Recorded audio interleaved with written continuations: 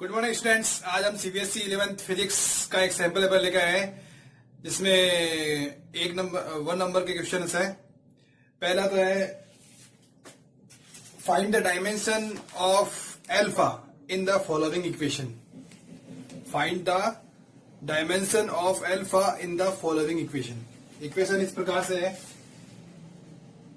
F equal to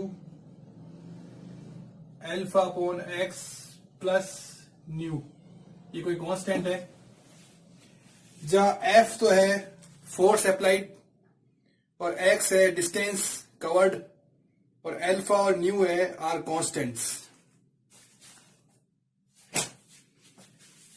alpha nu are constant, X distance covered है और F force applied है। हमें alpha का डायमेंशन ज्ञात करना है। इसमें क्या होता है इक्वेशन में, इसकी जो डायमेंशन होती है इस पार्ट की एफ की, वो इन अलग अलग स्टेप में इन सब की डायमेंशन के बराबर होती है। तो हम क्या लिखेंगे, dimension of F equal to dimension of alpha upon X. तो हमें एल्फा की डायमेंशन निकालनी है। डायमेंशन ऑफ एल्फा, ये एक्स मल्टीप्लाई हो जाएगा एफ से। एफ इज फोर्स अप्लाइड और फोर्स की जो डायमेंशन होती है वो इस प्रकार से निकाली जाती है एम ए। एम मास होता है, इसकी एम होती है, ए की होती है V upon T, velocity upon time, और वेलोसिटी होता है एक्स अपॉन टी। तो टोटल हो जाएगा M into X upon T square. तो वीमा हो जाएगी M L T minus two. ये एफ की वीमा हो जाएगी। ये वीमा हम इस जगह लिख देंगे M L T minus two, और डिस्टेंस कवर्ड की आ जाएगी डिस्टेंस की एल, ये 1 बेस इक्वल हो तो पावर्स ऐड हो जाती हैं। तो M L two T minus two, ये एल्फा की विमा आएगी। ये हमारे पहले क्वेश्चन का आंसर होगा। आपको ऐसे करके सोल्व करके लिखना होगा। अगला next question, can a body undergo change in speed और direction due to internal forces. क्या इंटरनल फोर्सेस के कारण किसी बॉडी की स्पीड और डायरेक्शन चेंज की जा सकती है? No, it is not possible. Because अगर हमें चेंज करनी है speed in order to change the state of motion of a body, तो there is a external force. वहां एक एक्सटर्नल फोर्स होना चाहिए। A net external force should be act on the body, तब उसकी स्पीड में और डायरेक्शन में चेंज हो सकता है। इसका आंसर ये होगा। तो no, it is not possible. हम इंटरनल फोर्स के द्वारा उसकी स्पीड और डायरेक्शन को चेंज नहीं कर सकते हैं। अगला क्वेश्चन है, an impulse is applied to a moving object and an impulse is applied to a moving object with a force at angle of 20 degree with respect to velocity vector. What is the angle between impulse vector and change in momentum vector? इसमें दिया impulse मतलब आवेग, हिंदी में आवेग बोलते हैं। Impulse applied किया जा रहा है एक मूविंग ऑब्जेक्ट पर एक फोर्स के साथ में, with a force an angle 20 degree with respect to velocity vector. Velocity vector से जो उसका एंगल है फोर्स का वो 20 डिग्री है। तो एंगल निकालना है अपन को इम्पल्स वेक्टर और momentum, change in momentum vector में, संवेग परिवर्तन में और आवेग में कोण कितना होगा ये निकालना है। Angle between impulse and change in momentum.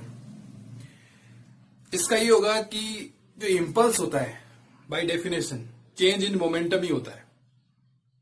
तो they are along same direction, वो दोनों सेम डायरेक्शन में होंगे। चेंज इन मोमेंटम और इंपल्स सेम डायरेक्शन में होंगे,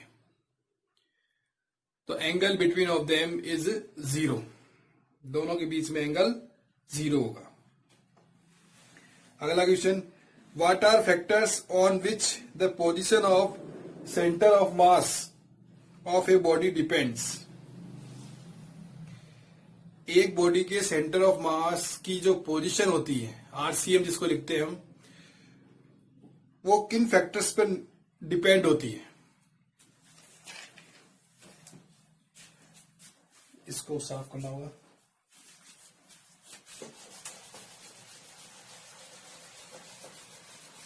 सेंटर ऑफ मास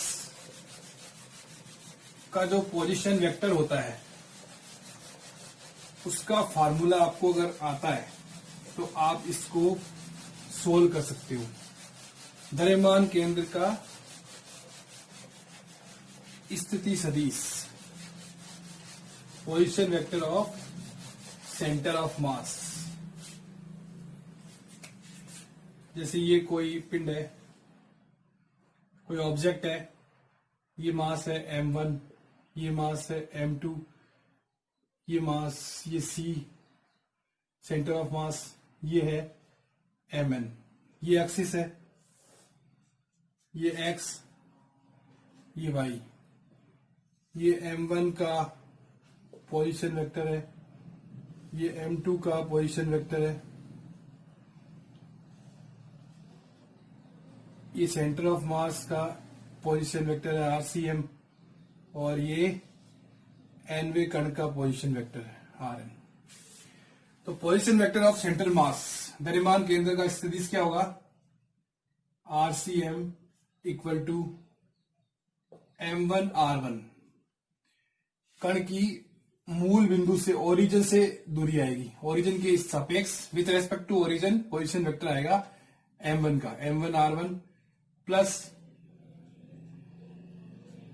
M2R2, इसी तरह से आता जाएगा, लास्ट में MnRn आ जाएगा, अपॉन M1 प्लस M2, इसी तरह से Mn आ जाएगा।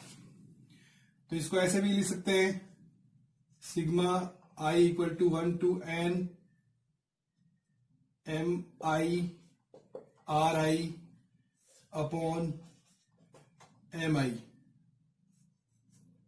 I equal to 1 to n।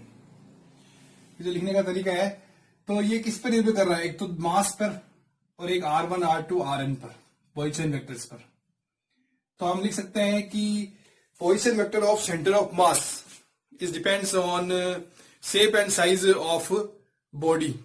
Shape and size कैसे, क्योंकि ये डिस्टेंस पर निर्भर कर रहा है इन R1 R2, तो ये इसकी शेप एंड साइज पर निर्भर करेगा। Shape and size of body and distribution of its mass. इस पॉइंट पे कितना मास है, इस पॉइंट पे कितना मास है, इस पॉइंट पे डिस्ट्रीब्यूशन ऑफ इट्स मास, इसके द्रव्यमान वितरण पर भी ये निर्भर करेगा। तो जो position of centre of mass होगा, वो एक तो shape and size of body पर डिपेंड करेगा, एक shape and size of body पर डिपेंड करेगा, और एक निर्भर करेगा डिस्ट्रीब्यूशन ऑफ इट्स मास, इसकी बॉडी के मास के डिस्ट्रीब्यूशन पर निर्भर करेगा। ये है इस क्वेश्चन का आंसर। कोई प्रॉब्लम हो समझने में तो आप कमेंट कर सकते हैं, और वैसे भी आप कमेंट कर सकते हैं आपको वीडियो पसंद आ रहे हैं तो।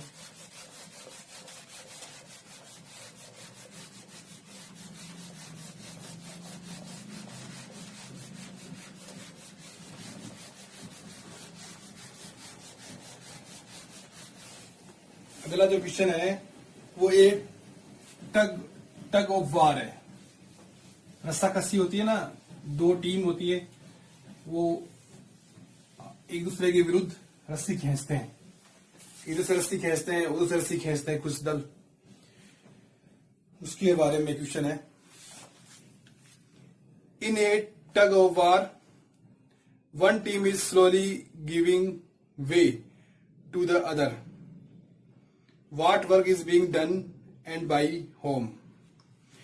तो किसके द्वारा कार्य किया गया, कितना किया गया, ये निकालना है. रस्साकसी खींच रहे हैं, दो टीमें हैं और रस्साकसी चल रही है, उनके बीच में टग ऑफ वार चल रहा है. तो एक टीम को वो खींच लेती है दूसरी टीम, एक विनिंग टीम है, एक हारने वाली टीम है, लॉसिंग टीम. तो उसमें जो वर्क होगा वो क्या होगा?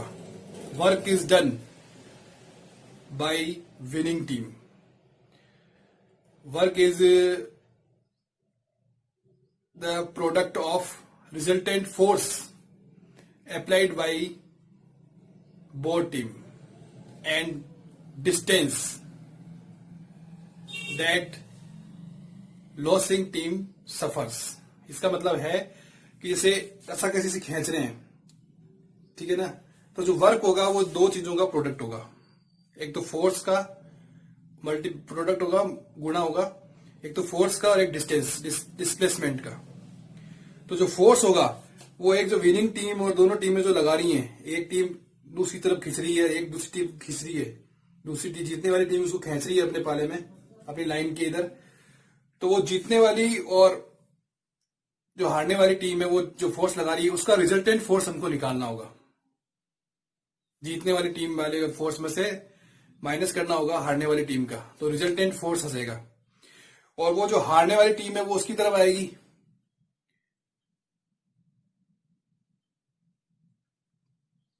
तो हारने वाली टीम आएगी तो वो उसको डिस्प्लेसमेंट देगी.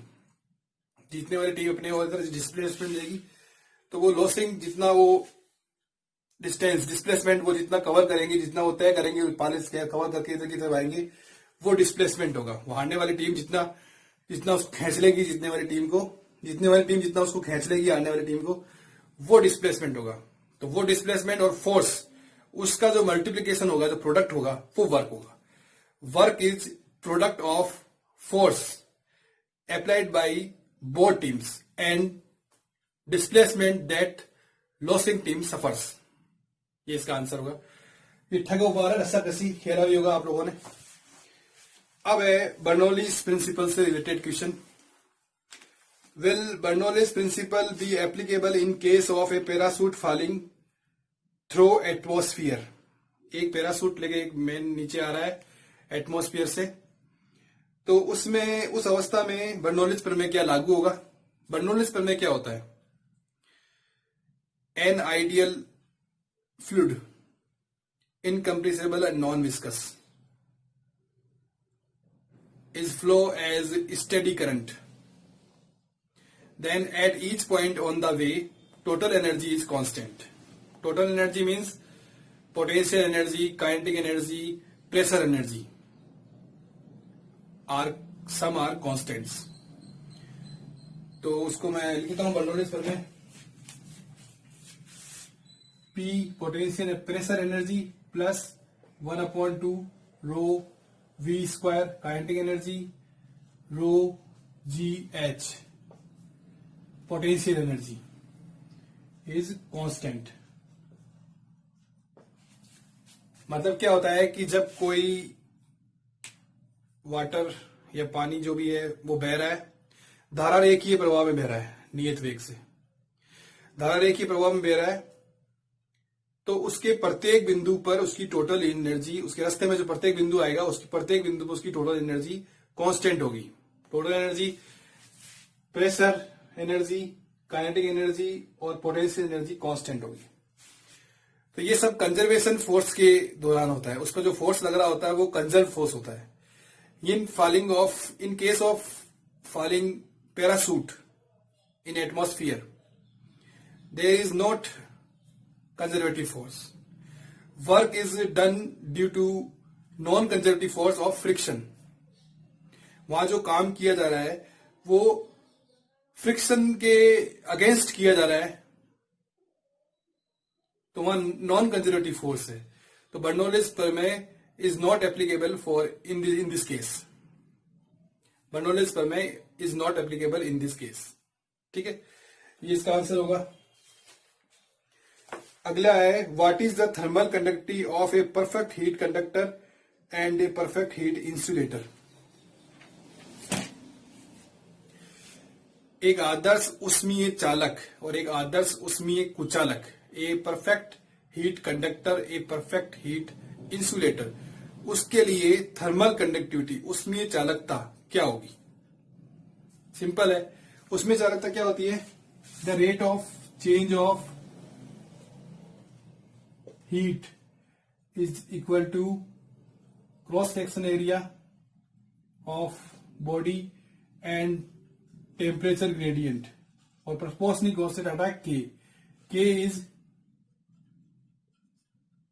Thermal conductivity, K is thermal conductivity. तो के को हम यहां से फाइंड करेंगे तो हमारे पास में आएगा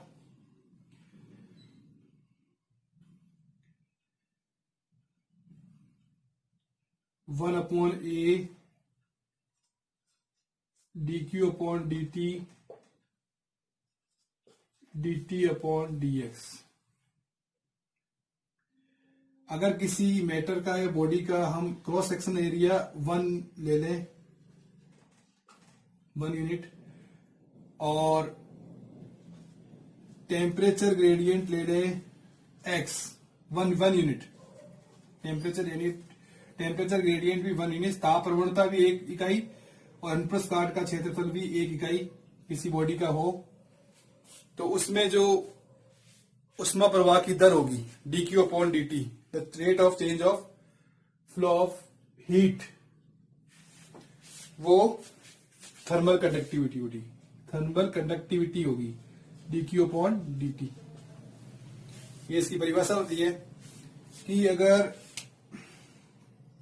किसी बॉडी का क्रॉस सेक्शनल एरिया 1 यूनिट है और टेम्परेचर ग्रेडियंट उसमें उष्मा प्रवाह से टेम्परेचर ग्रेडियंट उसमें उत्पन्न हो जाता है 1 यूनिट, तो वो जो उष्मा प्रवाह की दर होगी वो थर्मल कंडक्टिविटी होगी। The rate of change of heat is equal to thermal conductivity. तो हम बात कर रहे थे ए परफेक्ट हीट कंडक्टर, तो उसमें हीट ऑफ फ्लो ज्यादा होगा तो के मैक्सिमम होगा, तो परफेक्ट हीट कंडक्टर के लिए के इन्फिनिटी होगा, परफेक्ट हीट कंडक्टर के लिए के इन्फिनिटी होगा, और परफेक्ट हीट इंसुलेटर उसमें ये फ्लो जो हीट का होगा वो बिल्कुल नहीं होगा, तो उसके लिए के 0 होगा। परफेक्ट हीट इंसुलेटर के लिए 0 होगा। ये है थर्मल कंडक्टिविटी के बारे में थोड़ी सी छोटी सी डेफिनेशन।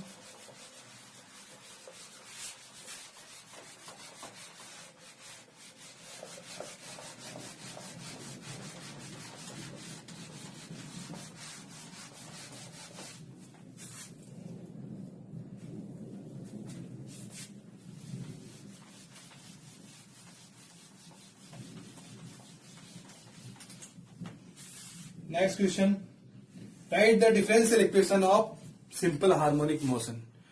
तो differential equation of simple harmonic motion की ये होती है d²x/dt² प्लस ω²x बराबर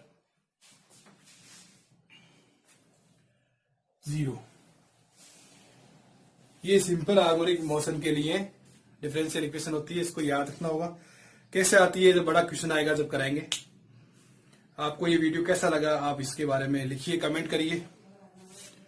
ऐसे ही और पूरा पेपर कराएंगे आपको धीरे धीरे शॉर्ट वीडियो में। Thank you very much.